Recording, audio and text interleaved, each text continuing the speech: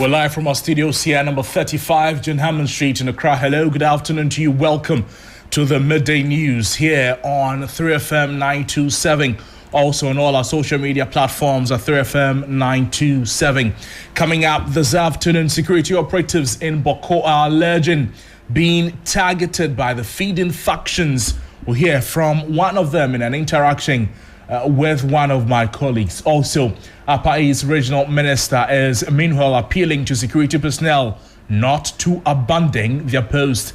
Plus, Ashanti South Regional Police Command announces a major breakthrough in its fight against violent crime after a deadly shootout with suspected notorious armed robbery gang. We have the details coming up, and also in this package we ask, is the government's Feed Ghana program the panacea to Ghana's food insecurity problem? We'll tell you more about the new initiative targeted at boosting food production, reducing importation, and creating jobs. We have details of these stories and a lot more coming to you shortly. Please stay with us.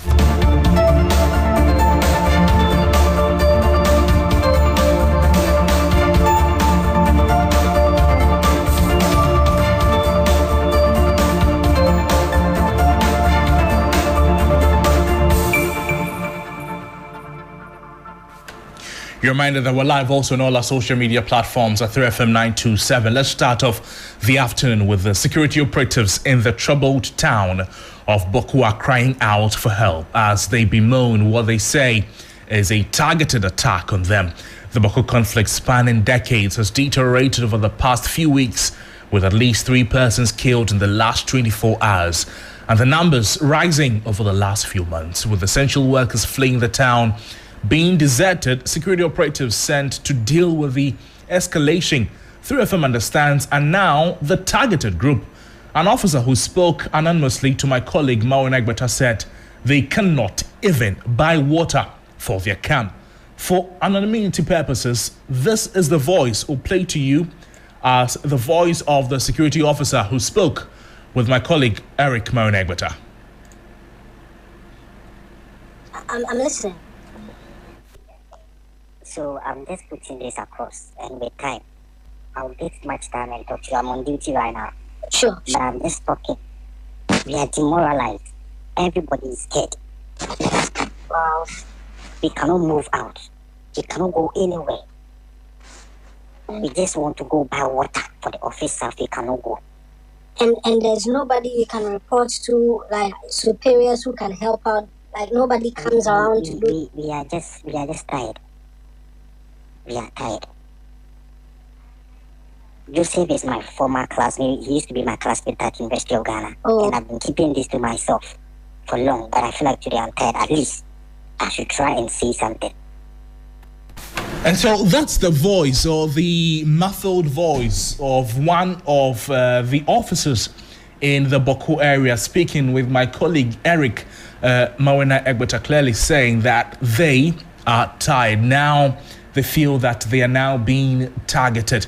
Well, the Upper East Regional Minister, Donato Zakamburi Atanga, he has meanwhile called on security personnel deployed to Boko and its surrounding areas not to abandon their post, but to request additional logistical support to come back to the ongoing conflict in the region. Speaking on Sunrise Morning Show following the tragic loss of lives of 2 police officers, the minister emphasized the critical role of security forces in maintaining peace and urged them to remain steadfast despite the challenges there. I think if you talk about protecting the police, the way you can protect them is that if they have body armor and then they have the helmets, that and then armor cars, that can help them be able to contain crime. But when you get into those services, you are not put into those services only for you to be at a place where there is no issue. You are put into those services because there's a need for you. When there's a conflict, you should go and resolve. So I would rather think that the police will only call for what they can use to protect themselves in the situations like that. And that one we have made, the RESEC has made call on the Interior Minister. And just last week, they had brought some, just inadequate anyway, but we think that they're still continuing to supply. And so I would rather encourage that the police should rather see that an area where there's a conflict, that is the more reason why they have been recruited into the security services to protect those areas. And so if anybody is calling that he should be released from an area where they need him most, I don't think that is the right way to go. But so Minister, I believe that the authorities should rather try to see if you are there to protect. You should not be doing it at the peril of your life. Exactly. It should be armed in a manner that when you are there to protect others, you yourself should be protected. That is what I can be looking at. That's the police personnel. Mm-hmm. We have made a strong case that they should be given protective clothing, so that they will be able to perform their duty there, so that it will not be at the peril of their lives.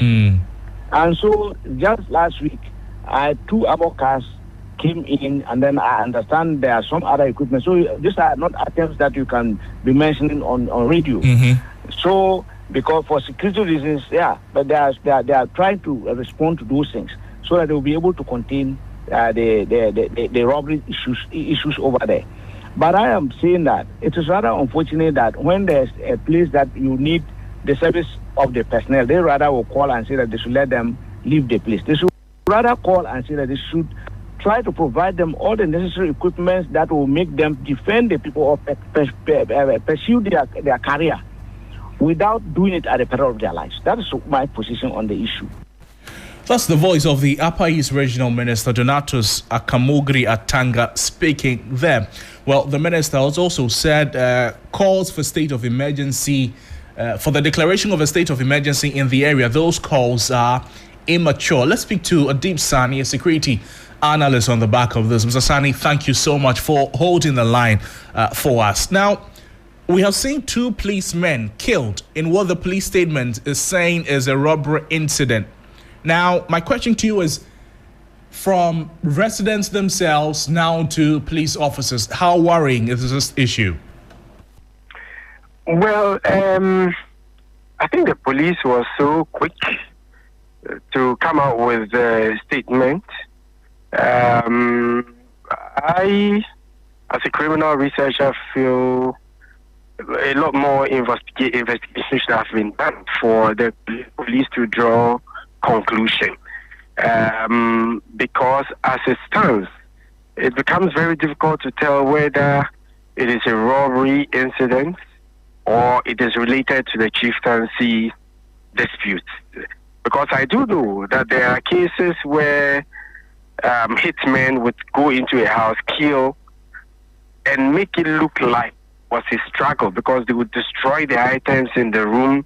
They would pick up some few items and make it look like there was a struggle during a robbery or a random act of violence. Meanwhile, it was targeted, okay?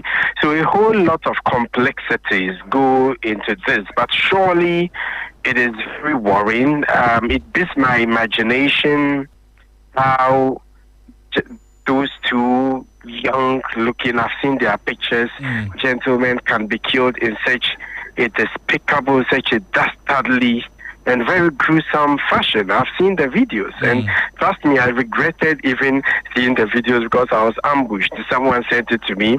They didn't give a caveat. I just opened it, and lo and behold, I saw it. It is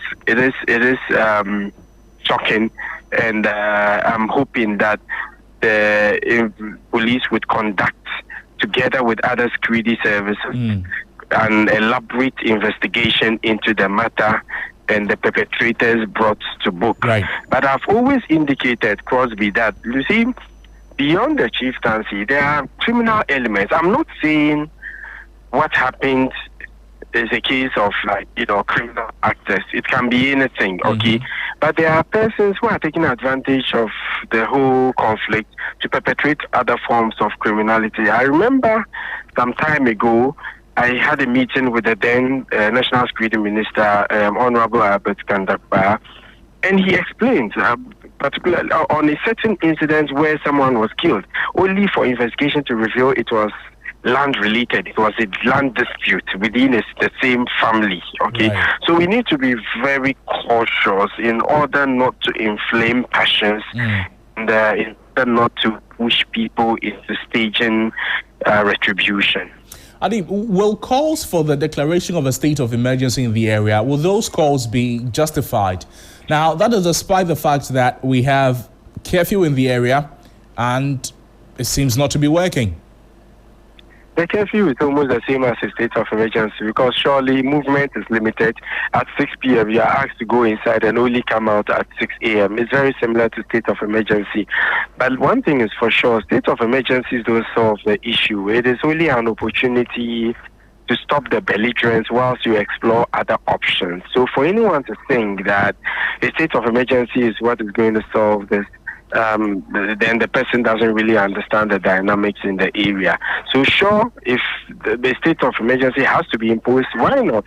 But let's be mindful of the fact that we need to complement it with other strategies. Adib Sani, thank you so much for speaking with us on the program. Adib Sani is a security analyst who made time for us there. This is a subject to be paying attention to, be bringing you details in a subsequent bulletins. But now, the Ashanti South Regional Police Command, it has announced a major breakthrough in its fight against violent crime after a deadly shootout with suspected notorious armed robbery gang responsible for multiple attacks on miners, motorists, and even a bank in the region.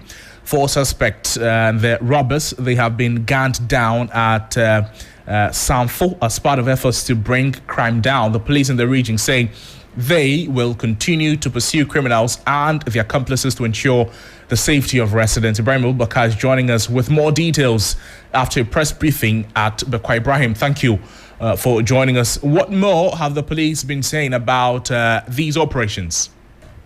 Well, Crosby, this gang led by one something alias Tuga and WK, who is an ex-convict from Edubiase, according to the police, have been terrorizing residents in Fomena, Dompasi, and its surrounding areas. All these areas are within the Adansi North district of Ashanti region.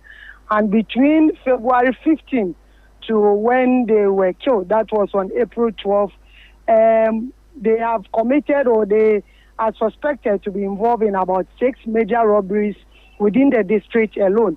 And mostly they target miners and also banks.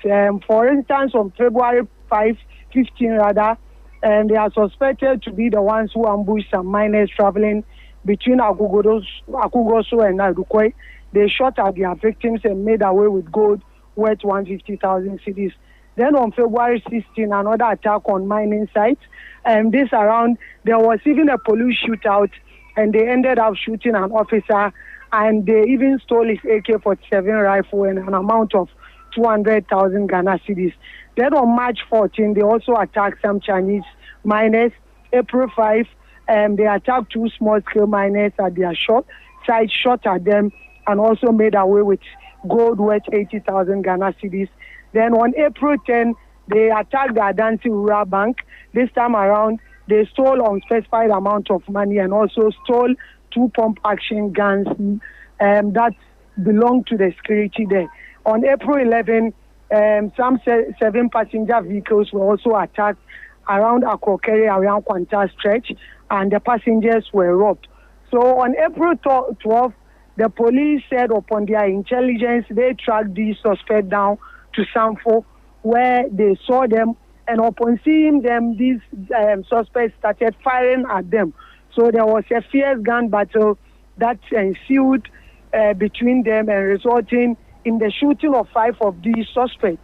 4 died at the hospital, whilst 1 is currently receiving treatment at the Bekwa government hospital. And the police is giving that assurance that they will make sure that they rid the entire area of criminal elements and keep the sanity of the area. And they are also appealing to residents to give them vital information that will lead to the arrest of similar criminals, because they believe that these 6 or these 5 who were shot are not the only ones. They have accomplices, and they are doing everything possible to track down these accomplices and make sure that the people who are living within the Adansi enclave do so and transact their business in a safe environment.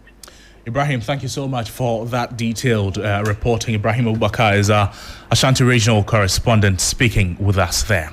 To some other stories this afternoon, the Minister for Energy and Green Transition, John Jinapor, has expressed serious concerns over the increasing rate of power theft in the northern region, especially the Greater Tamale metropolis. According to him, over 70% of residents in the Greater Tamale metropolis are engaged in illegal connections, leading to millions of cedis in revenue losses to the Northern Electricity Distribution Company. The minister warned that the northern region may face a blackout in power supply if the situation is not immediately addressed. John Jinapor is currently in the northern region to engage with some key stakeholders on how to collaborate to ensure the power distribution company is able to mobilize revenue and also prevent power losses. My colleague Christopher Marco, he is with the minister. He's joining us with some more updates. Chris, thank you for joining us. First of all, tell us, how worrying is the issue of power theft, or how rampant is it in the region?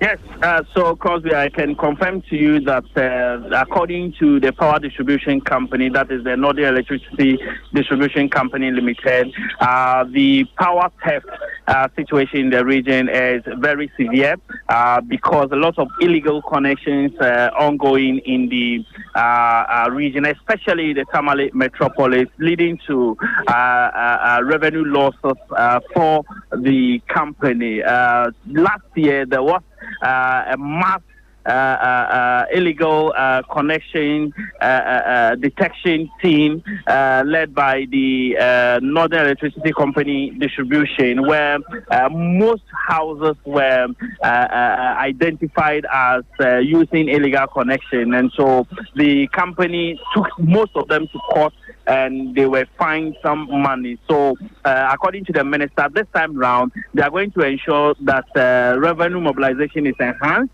illegal connections are detected and culprits will be dealt with, so that the company will be able to rake in more revenue for power stability. Right, I see. Chris, now before you take leave of us, what else has the minister been saying about improving power supply in the region?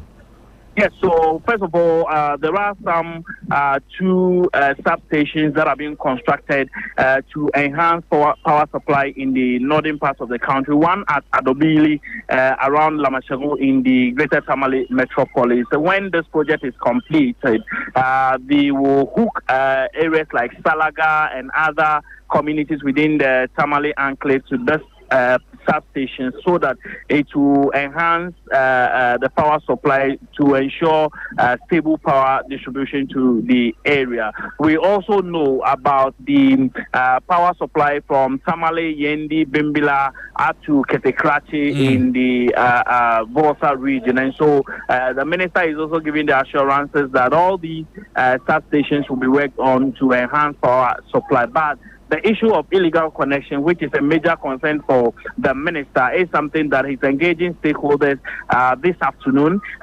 He has so far met with the paramount chief of Tamale, that is the Bupena. He's also met with the Lamashaguna. He'll be meeting other business community and other people, so that they will find measures of ensuring that the issues of illegal connection is addressed in the metropolis. Christopher, thank you so much for bringing us those updates. Christopher Marcus speaking to us from the northern region there.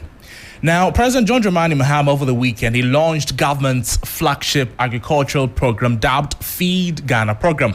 It seeks to revolutionize the country's agricultural sector by increasing food production, reducing reliance on imports and creating jobs for the youth. The program includes a sub-project focusing on vegetables, grains, poultry, oil, tubers and other key commodities to strengthen food security and boost agro-processing. While speaking during the launch in Techiman in the Bono East region, the president said the initiative will provide farmers with essential support to enhance productivity and stabilize food systems. He emphasized the urgency of reducing Ghana's $2 billion annual food import, which exposes the country to external market risks. The Feed Ghana program is our flagship initiative. It is a strategic umbrella under which all agricultural projects and interventions will be executed. It is anchored on deliberate actions to increase food production, promote modern farm practices, strengthen infrastructure, and develop agro-industrial zones across the length and breadth of Ghana. Since the onset of the COVID-19 pandemic, the world has shifted. Global protectionism is rising. Tariff wars are being waged among the world powers, and new trade tensions are emerging between nations. These trends demand a fundamental rethink of how we feed ourselves and engage with regional markets like the African Continental Free Trade Area. The Feed Ghana program is therefore timely. It represents a bold commitment to put our resources where our ambitions lie. And that's the voice of President John Dramani Mahama there. Well, talking about the country's annual food import bill, let's look at some of it for some selected food items, of course. Now, if we're starting with live animals, we're looking at some over $17 million in 2023. And also in 2024, also around $17 million. Now, for meat and edible meat, over $209 million. That's the figure we're looking at. That has been generated by the Ghana Statistical Service and the 3 News Research Desk. So for meat and edible meat, also in that range, over 209.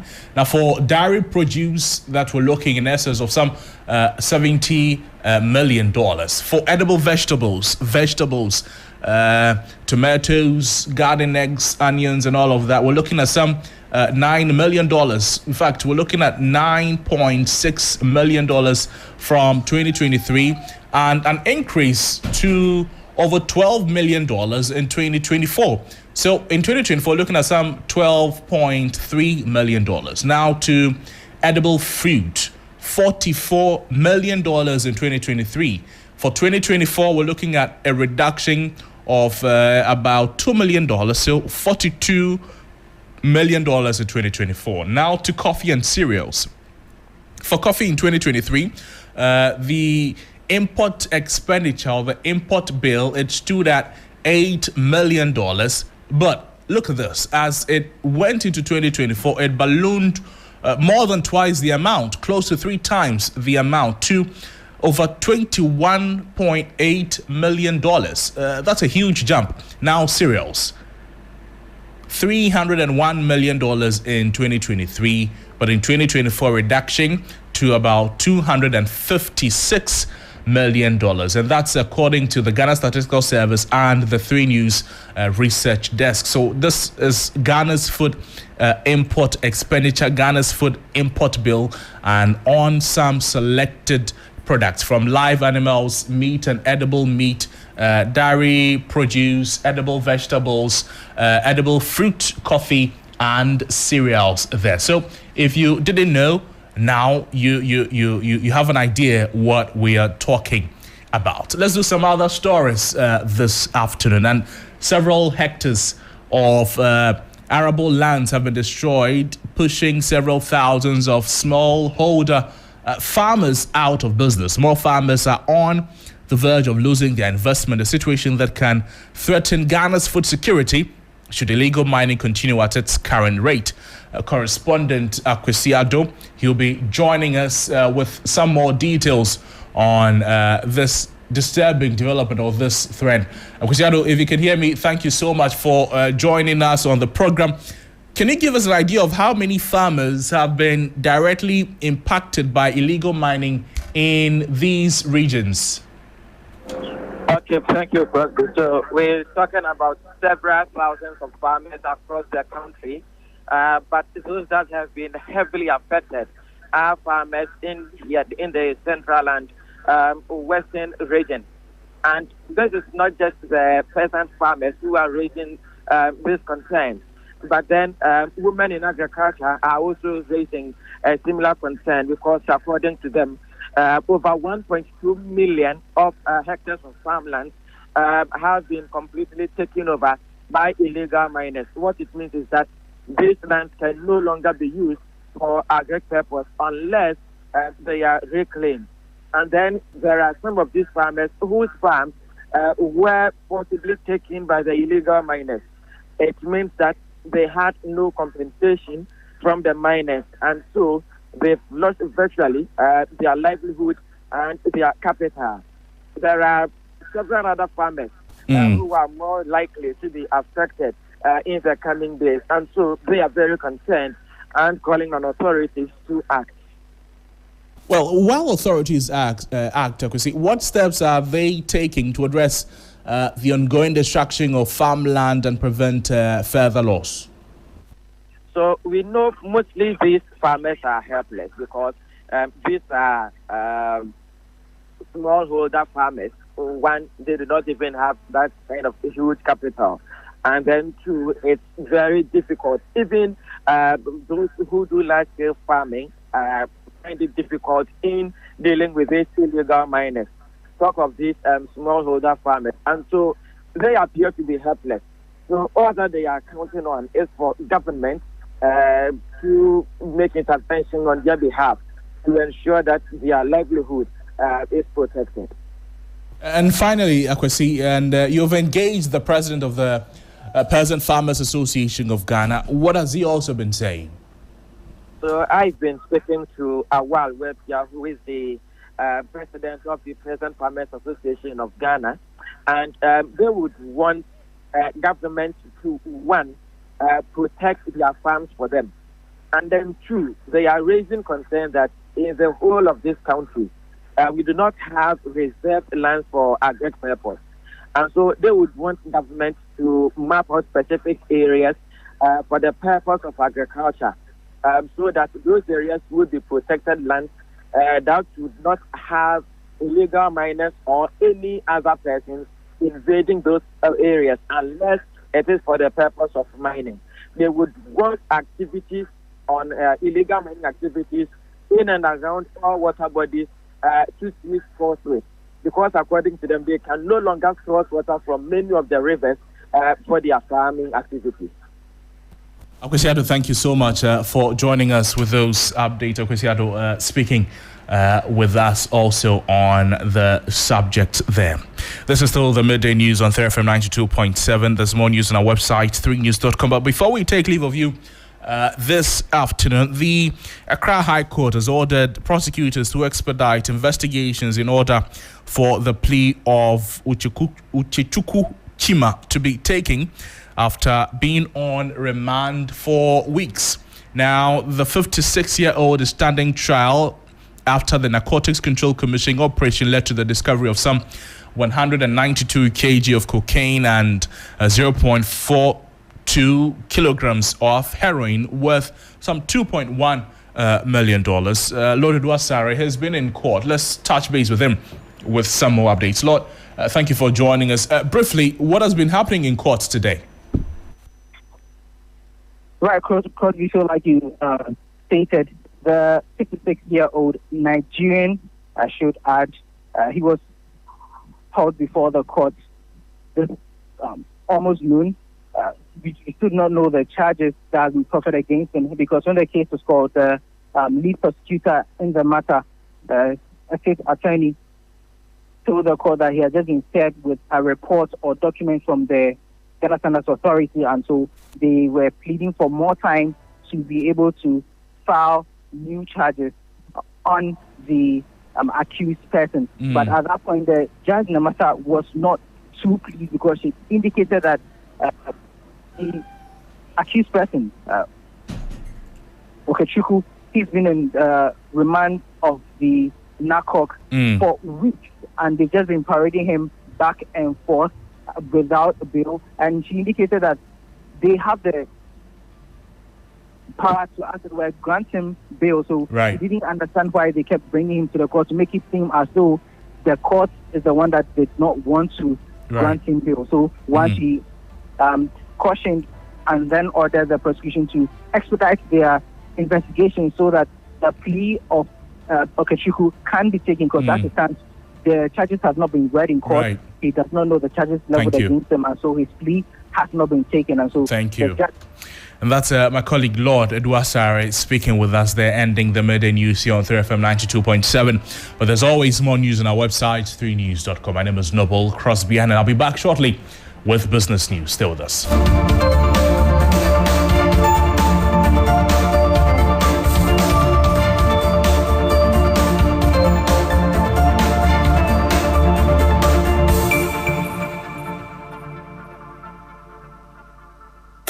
FM 92.7 Urban Lifestyle Radio Station. Accra, Ghana, Africa, and worldwide. Join us on Inspirational Gospel Mix this and every Sunday, 8 p.m. to 10 p.m. Get ready for the revolution. What you say now?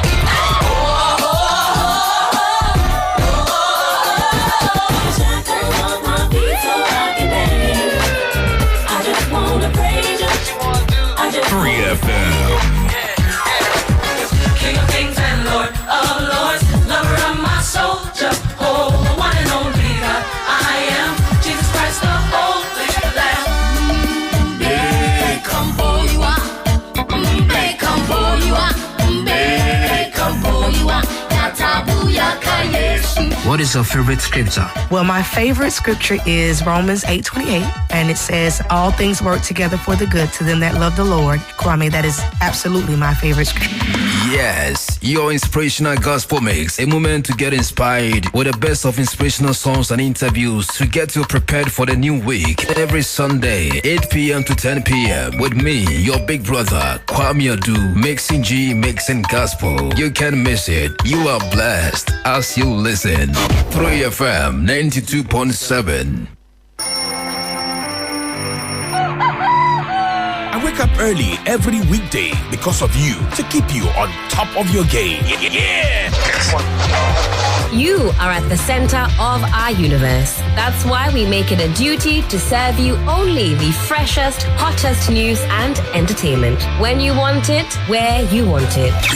Good morning, Ghana, Africa, and the rest of the wonderful world. Welcome to Sunrise on 3FM 92.7. Start your day well informed. Start with us on Sunrise on 3FM 92.7. Catch the all-new Sunrise Morning Show on 3FM 92.7 with me, Johnny Hughes, Helena Piambofo. Weekdays from 5:55 a.m. to 10 a.m. only on 3FM 92.7.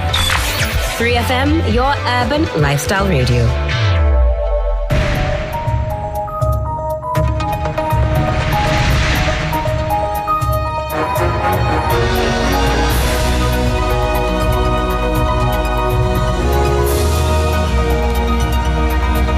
Hello again. Welcome to the business segment on 3FM 92.7. There's more news also on our social media platforms at 3FM 927. Join us. Let's talk business. Coming up, a government treasury bills auction sees robust investor appetite as yields rise after weeks of under subscription. We have the details coming up shortly. Also, Ghana's stock market sees strong start to 2025.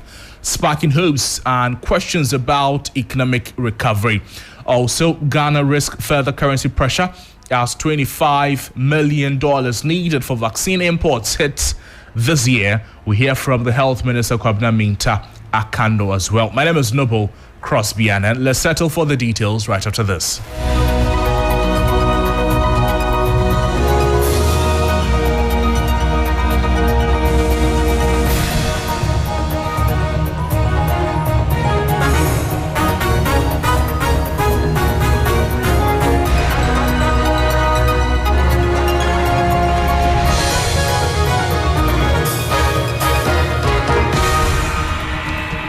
Let's get into the details, shall we? And Ghana's latest treasury auction has demonstrated robust investor appetite for government securities, particularly short-term bills, even as yields continue their upward trajectory. The auction held on April 11, 2025, saw the government successfully raise some 6.74 billion cedis, slightly exceeding its target of 6.68 billion cedis. There's more in the following 3 Business News Desk report. The official results released by the Bank of Ghana revealed significant interest in the shorter end of the yield curve. The 91-day bill proved to be the most sought-after instrument attracting tenders of 5.8 billion cedis, of which 5.68 billion cedis was accepted. Both the 182-day and 364-day bills were fully allotted. The 182-day accepted amounts of 908.44 million cedis, while 364-day bills accepted 57.94 million cedis. Despite the strong demand, yields across all tenors showed an increase. The annualized interest rates effectively earned by investors presented a wider spread compared to the clearing yields. 91-day yield was 15.45%, 182-day bill was 16.21%, and that of 364-day was 18.65%.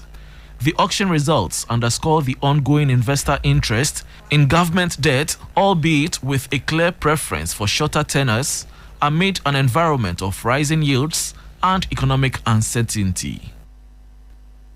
Now, away from that, Ghana's stock market had a strong first quarter in 2025, with the main index rising by over 27% and financial stocks gaining nearly 29%. The sharp growth is giving many investors hope that the country's economy is turning a corner after years of difficulty. But some are still asking whether this rise will last or it's just a short-term boost for recent government policies. Obna Amwa is Managing Director of the Ghana Stock Exchange. So far this year, at the end of March, the equities market was up 27%. The fixed income market volume traded is up 45% compared to the same time last year. Our market is being resilient, and the challenge or the opportunity for many is we need more IPOs. We need more companies to come to market and access the money that's available. Our joint regulators, also called the West Africa Securities Regulators, are working with us, the market operators, to really transform the West Africa market. And Nigeria, Cote d'Ivoire, or BRVM are all taking initiatives to come together and see how we can do cross-trading. So we have a project called the West Africa Capital Markets Integration project, and it means that a Ghanaian now, instead of having access to only securities that are listed on the GSE, also has access to trade securities on the Nigerian exchange and on the BRVM. Now, moving on, Health Minister Kwabena Mintah-Kando says the country will need not less than $25 million this year alone to import vaccines, a development he warns could further strain the city. Speaking at the Pharma Excellence Awards in Accra, the minister said the heavy reliance on vaccine import means the country must constantly convert its local currency into foreign exchange, which puts pressure on the cedi and contributes to its depreciation. He's urged the local pharmaceutical industry to take up the challenge of domestic vaccine production to reduce forex outflows and enhance national health security. At this point in time, our partners who assist us in procuring most of our vaccines are gradually pulling off. This year alone, we need not less than $25 million to import, even as a counterpart funding, to import vaccines into this country. So I think it's a challenge to the industry. So as some of you will take up the challenge and begin to manufacture most of the vaccines we require as a country. And it will be our responsibility as government to also link up with other governments in the sub-region to lift from Ghana. So let us all take up the challenge. You do your part, we also do our part. And that is the only way we can get to the final destination. If we begin and continue this way where we import more than 70%, it has serious consequences on the economy, because what it means is that we are converting our cedis into major currencies for importation, and that puts a lot of pressure on our currency, hence the depreciation of our currency. That's the voice of the health minister there, Kwabena Mintah-Kando. Meanwhile, president of the Pharmaceutical Society of Ghana, Dr. Samuel Kodonko, has warned that any pharmacist or wholesaler found engaging in the illegal sale of opioids will face severe sanctions, starting with the revocation of their operating licenses. He stressed that the Pharmacy Council is adopting a zero-tolerance approach to the unlawful distribution of opioids, a growing menace contributing to substance abuse in parts of the country. Dr. Donko added that pharmacists who flout the law not only risk losing their licenses but also face expulsion from the Pharmaceutical Society of Ghana. As for the regulatory arm, I can assure that the Pharmacy Council will spare no one who is found to be involved in this illicit drugs dealings. If you're a community pharmacy, you're a wholesaler, and you are found to be dealing in such products, your license will be withdrawn or will be revoked. And if you're a pharmacist, you will also get your license suspended. It's something that we have zero tolerance for it. Anybody who is found to be involved in such illegal drug trade in the country, we will deal with them accordingly at the Pharmacy Council level. At the Pharmaceutical Society of Ghana level too, we would also deal with you by expelling you from the Pharmaceutical Society of Ghana if you're a pharmacist and you are found to be dealing in opioids or in opiates in a way that does not conform to the laws of the country. The voice of Dr. Samuel Donko, president of the Pharmaceutical Society of Ghana, ending the business news on 3FM 92.7. There's always more news on our website, 3news.com. My name is Noble Crosby Annan. Have a good afternoon. Bye-bye.